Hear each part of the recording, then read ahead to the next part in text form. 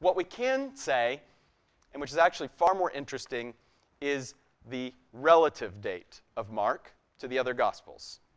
It is utterly likely that Mark is written first. This is the thesis of Markan priority. There is a very, very strong case to be made for Markan priority. You can spend a whole class on trying to figure out the sources of the Gospels, but I'm going to give you in about 5 minutes what seminary students will study for a year. So there are 3 Gospels that are called the synoptics. What are the synoptics? Mark. Start saying Matthew first. What are the synoptics? Mark, Matthew, and Luke. Okay? Those are the synoptics. Synoptic means they can be seen together. Mark, Matthew, and Luke are very, very similar. John is clearly distinct from the others. It tells different miracles. It has different teachings. The ending of the story is the same. But the miracles and the teachings are very different. It is clearly, if you sit down and read them, distinct. Mark, Matthew, and Luke, you read them and you realize there is a lot of overlap in the specific wording, the specific miracles, the specific teachings. These 3 are somehow related to each other. There's broad agreement that Mark is used as a source by both Matthew and Luke. Let me give you a boiled down version of how this argument goes, because it's quite ingenious. Think of the Gospels, the synoptics, as having 2 kinds of stuff.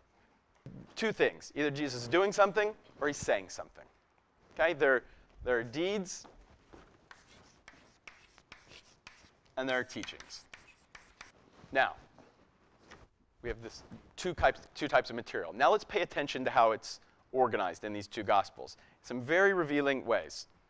Okay? When there are deeds, so events, miracles, things like this, sometimes they appear in all 3 of these synoptic Gospels, and sometimes they just appear in 2. And when there are deeds that are in 2 of the Gospels, but not 3, it always involves 1 of the Gospels. I should say about 99% of the time, it involves 1 of the Gospels. Which one? Mark. Let's call this argument patterns of agreement in the deeds. And you start thinking about it, that alone is actually quite logically compelling. Mark is always in there when there's shared narratives. Almost never is it just Matthew and Luke telling an event. However, when you look at the teachings of Jesus, the words of Jesus, you'll notice a different pattern appears. Jesus teaches some in Mark.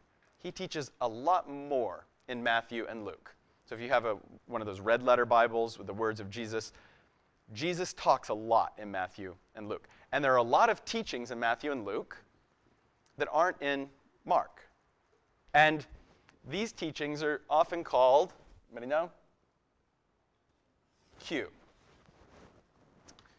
Q comes from a German word because Germans did the first historical kinds of research on the Bible. This goes back to 19th century early Germanic biblical scholarship.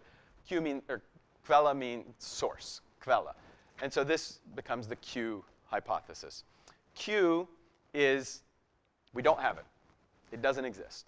It's a hypothetical source, some kind of collection of Jesus' teachings.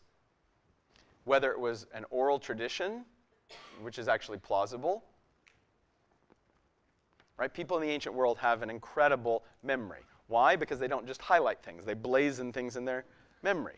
In my other class, we're reading the Iliad, and people are having trouble memorizing 4 lines of the Iliad. Right? Have you ever seen the Iliad? It's big, right? People had the whole Iliad memorized. Really, okay? So their brains worked differently than yours. And they could memorize a huge capacity to memorize words. And so it's possible that Q is an oral tradition of Jesus' teachings. It's also possible that Q is a written. Somebody wrote down a bunch of things that Jesus said. And they're in both Matthew and Luke, but not Mark. Now, what's interesting is that both Matthew and Luke, and we'll look at this in more detail when we get to their Gospels, have this source. So they have Mark. You can imagine them writing their Gospels. They have Mark and they have Q. And they tell the events in the same order as Mark. Basically, the sequence of the narrative is the same. What's interesting is that the sequence of the Q material, the sayings, the teachings, are in a completely different order in Matthew and Luke. And we'll see this. In Matthew, there's the Sermon on the Mount, where Jesus gives this amazing ethical sermon. In Luke, a lot of that stuff's in Luke. It's just in different places, in different order and organized differently. So call this argument number 2, in that Matthew and Luke share the narrative sequence of Mark, but they plug in the teachings at different points.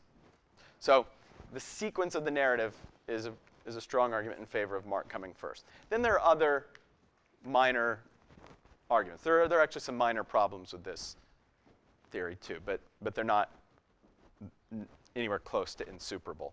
But there are other reasons too. Mark is a rougher Greek text. Matthew and Luke write more eloquent Greek. And in fact, they've cleaned up what might be seen as rough points in Mark's narrative. One of these is Mark 16:4. If it preserves the best manuscript, then your Bible will say, "They saw that the stone was rolled away, for it was very great." This is very characteristic of Mark's style. 4. He always says gar, gar, gar. He keeps the narrative going for this, for this, for this. It's confusing. They saw the stone was rolled away, for it was very great. He means they saw the stone rolled away, which was amazing because this was a very big rock. Matthew and Luke, it's much cleaner. It wouldn't be decisive. But there are several other little points like that. So let's say that the Gospel of Mark is written around 69 or 70 using traditions that are handed down by Peter, and that it's a key source for Matthew and Luke.